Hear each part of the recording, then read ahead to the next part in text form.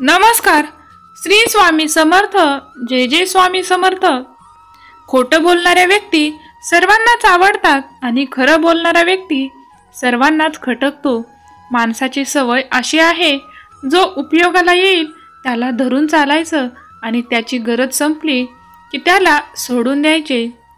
कुणी आपलं वाईट केलं की त्याचंही वाईट व्हावं ही भावना आपल्याला संपवून टाकते. यातूनच मुक्त होऊन स्वतःला शांत करण्याचा मार्ग एकच आहे, तो म्हणजे क्षमाशील राहणं. माशासाठी हवा आणि पाणी जितके आवश्यक आहे तितकेच मानवी जीवनासाठी आत्मविश्वास ही आवश्यक आहे. आत्मविश्वास असल्याशिवाय माणसाला यश मिळूच शकत नाही. आत्मविश्वास ही अशी ऊर्जा आहे जी एखाद्या व्यक्तीला आव्हाने, अडचणी आणि यशासह येणाऱ्या अडथळ्यांना तोंड देण्याचं धैर्य देते. येणारी संकट आणि समस्या दूर करण्याचे सामर्थ्य स्वामी तुम्हाला वेळोवेळी देत राहतात. तुमचेही स्वामींवरती प्रेम, विश्वास असेल तर स्वामी आई मला अडचणीत खूप धैर्य दे अशी कमेंट करा. स्वामी म्हणतात, बाळा, प्रत्येकच उत्तम दिवस हे आठवणी देऊन जातात, तर चांगले दिवस हे आनंद देतात, वाईट दिवस अनुभव देतात व ते सर्व काही खूप काही शिकवूनही जातात. फक्त गरज असते ती म्हणजे फक्त आपण कोणत्या वेळी काय शिकवण घ्यायची आणि त्याचा वापर कसा करायचे हे ठरवण्याची. स्वामी म्हणतात, बाळा, मदतीचा हात कुठे मिळेल याच्या शोधात तुम्ही आहात, तर माझे ऐका, तो हात तुमच्या मनगटाजवळच आहे. तो सर्वात पहिले तुम्ही दुसऱ्यासाठी वापरून पहा आणि मग पहा तुमच्यासाठीच किती हात पुढे येतील. तुम्ही त्याच हाताने थोडेसे दान करून तर पहा. या भूतलावर दानासारखा दुसरा धर्म नाही, लोभासारखा दुसरा शत्रू नाही आणि सौजन्यासारखे दुसरे भूषण नाही आणि संतोषा एवढे धन नाही. तुम्हीही सहमत असाल तर होय, मी सहमत आहे अशी कमेंट करा आणि श्री स्वामी समर्थ टाईप करा. स्वामी आशीर्वाद सदैव तुमच्या सोबत राहील. कधीही आपल्या गुप्त गोष्टी इतरांना सांगणे ही मूर्खपणाची चूक आहे, तर दुसऱ्याने आपल्याला विश्वासात घेऊन सांगितलेली गुपिते इतरांना सांगणे म्हणजे विश्वासघाताचा गुन्हा आहे. आणि जर तुम्ही कोणाचा एकदाही विश्वासघात केलात तर त्यांचा विश्वास परत मिळवणे खूप अवघड होऊन जातं. अहो, माणसाला आयुष्यच किती मिळणार आहे, कधी मृत्यू येणार आहे हा नशिबाचा भाग असतो, पण लोकांच्या मनामध्ये आपण चिरकाल जिवंत राहणे हा आपल्या कर्माचा भाग असतो. कधीही फांद्या तोडून झाडं मरत नाहीत, घर सोडून माया तुटत नाही आणि वेश बदलून स्वभाव पालटत नाही. त्यासाठी आसक्ती ही मुळापासूनच तोडावी लागते. जेव्हा आपल्याला हे कळेल की काहीही आपलं नव्हतं, काहीही आपलं नाही आणि काहीही आपलं राहणार नाही हे आपण स्वीकारले, तर जीवन जगणे खूपच सोपे होऊन जाते. तुम्ही जर स्वामी शक्तीवर विश्वास ठेवत नसाल तर स्वामी आई माझ्या जीवनात चमत्कार कर अशी प्रार्थना करा. स्वामी म्हणतात, बाळा, तुम्ही कितीही तुमच्या अपयशाला कवटाळून बसू नका. त्याच्यापासून शिका आणि पुन्हा सुरुवात करा. तुम्हाला योग्य मार्ग नक्कीच मिळेल. अरे, हे जग त्यांच्याच पुढे झुकते जो परिस्थितीसमोर झुकलेला नसतो. मग कोणी तुमचे कौतुक करो व टीका, लाभ हा तुमचाच होत असतो.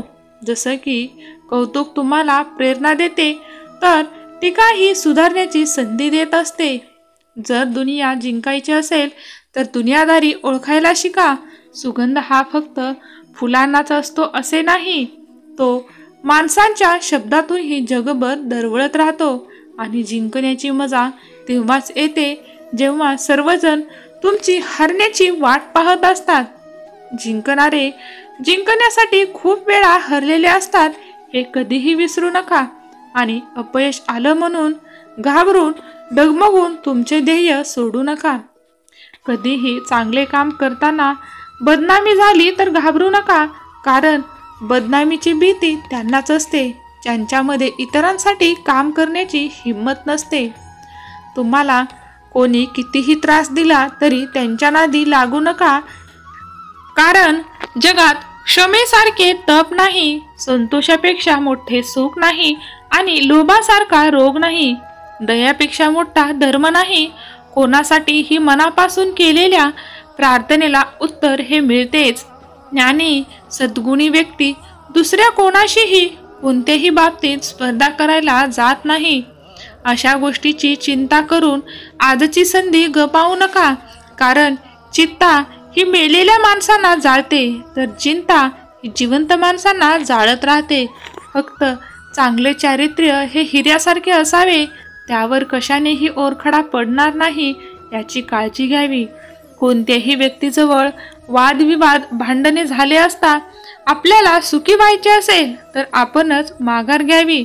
योग्य व्यक्तीसमोर व्यक्त होणं आणि अयोग्य व्यक्तीसमोर नेहमी गप्प राहणे म्हणजेच येणाऱ्या संकटांना दूर ठेवण्यासारखे आहे. माणूस जेव्हा जन्माला येतो तेव्हा त्याला सर्व नाती ऐतीस मिळत असतात, पण काही नाते हे आपल्याला स्वतःच निर्माण करावे लागतात. जीवनात एखादा क्षण हसवितो तर एखादा क्षण रडवितो, पण या जीवनरूपी मार्गावर येणारा प्रत्येक क्षण जीवन जगण्याची कला शिकवूनच जातो. कधीही आयुष्यात कोणावरही फार काळ राग मनात भरून ठेवू नका, कारण रागवावं, भांडावं, पण मन मोकळे करून टाकावं म्हणजे आपल्याला मानसिक त्रास होत नाही. देव प्रत्येक पक्षाच्या चोचीसाठी घास निर्माण करतो, पण तो घास त्याच्या घरट्यात आणून देत नाही. पक्षाला तो घास शोधून आणावा लागतो. तसेच शत्रू आणि मित्र, मान आणि अपमान, सुख आणि दुःख याची ज्याला जाणीव होतो तोच जीवनात यशस्वी होतो.